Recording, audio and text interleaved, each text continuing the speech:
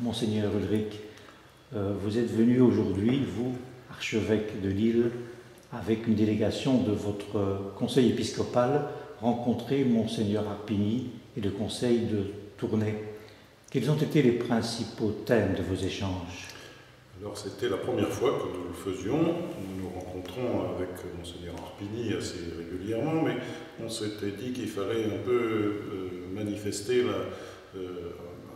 un approfondissement de notre vivre, un approfondissement de la connaissance mutuelle de nos diocèses.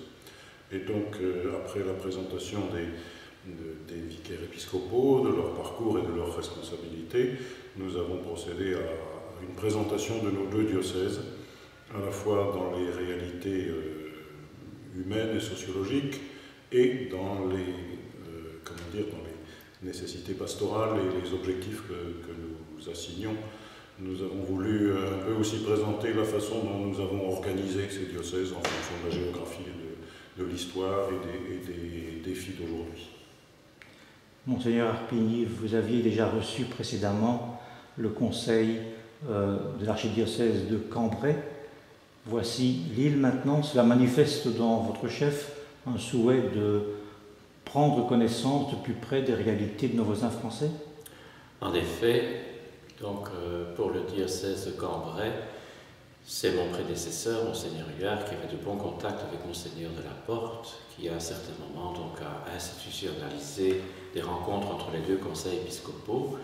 Et j'ai trouvé, quand Monseigneur Ulrich est arrivé à Lille, que c'était intéressant d'avoir aussi la vie de Lille pour nous éclairer au plan pastoral.